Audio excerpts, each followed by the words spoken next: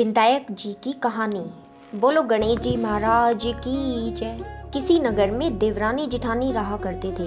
देवरानी बहुत अमीर थी व जेठानी बहुत गरीब थी। जेठानी रोज देवरानी के घर काम करने जाया करती थी। बदले में देवरानी कुछ खाना कपड़े दे दिया करती थी। एक दिन देवरानी ने कुछ भी खाने को नहीं दिया तो जेठानी को खाली हाथ ही वापिस आना पड़ा। शाम को जब उसका पति आया तो उसने खाना मांगा तो जेठानी बोली, जी आज तो थारी छोटी ने कुछ भी नहीं दिया, खाने को कुछ भी नहीं है। इधर बच्चे भी भूख से रोने लगे। वह भूखा तो था ही और बच्चों को देखकर उसको और गुस्सा आ गया और उसने लकड़ी लेके अपनी पत्नी की खूब पिटाई कर दी।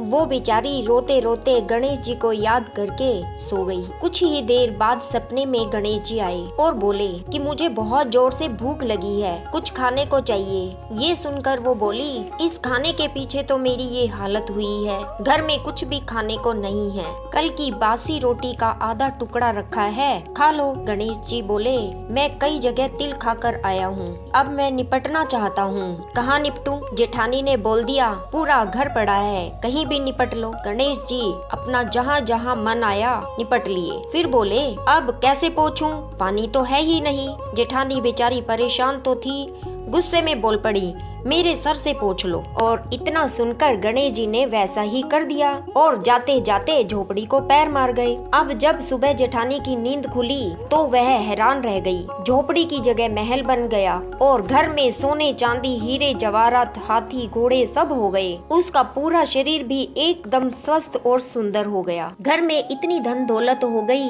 इसलिए वह देवरानी के घर काम करने नहीं जा पाई। तो इस पर देवरानी ने बच्चों से कहा, देख के तो आओ जरा, आज तुम्हारी ताई जी क्यों नहीं आई? बच्चों ने आकर बताया कि ताई जी के घर तो बहुत धन दौलत हो गए हैं। देवरानी दौड़ी दौड़ी जेठानी के घर गई और जेठानी से पूछा, ये सब कैसे हुआ? जेठानी बेचारी भोली भाली थी, उसने सारी बात सच सच बता दी। अब तो देवरानी के मन में लालच आ गया। वो वापिस अपने घर आई और अपने पति से बोली, मुझे भी लकड़ी से मारो। उसका पति बोला, अरे मूर्ख, वो तो दुखिया गरीब थी, तू तो अच्छी भली है, क्यों पैसे के लालच में मार खाना चाहती है?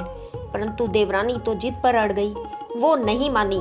पति को गुस्सा आ गया और गुस्से में अच्छी तरह से उसके लगा दिए। इसके बाद मार खाकर वो गणेश जी का नाम लेके सो गई। सपने में गणेश जी आए, खाने को मांगा तो वो बोली, महाराज वहाँ तो आपको कुछ नहीं मिला, मैंने तो खूब पकवान बनाकर रखे हैं, खूब खाओ। गणेश जी ने खूब खाया और फिर बोले, कहाँ निपटूं? वो बोली, जेठानी तो कई कई दिन तक बालों में कंघी भी नहीं करती, मेरा सिर तो बहुत साफ सुथरा है, पोंछ लो। गणेश जी ने वही किया और चले गए। वो जब सुबह उठी तो पूरे घर में गंदगी और बदबू हो चुकी थी। उसके सिर में से गंदी बदबू आ रही थी। वो सब कुछ साफ करने लगी, परंतु जितना साफ करे उतना ही और हो जाए। उसने विनायक जी के हाथ जोड़े और बोली, गणेश जी महाराज अपनी ये माया समेट लो, मुझे ये सब गंदगी क्यों दी? तभी आकाशवाणी हुई और आवाज आई, अपनी जेठानी को जायदाद का आधा हिस्सा दे। छप्पर में 2 सुइयां टंगी हुई हैं, उनमें से 1 सुई दे।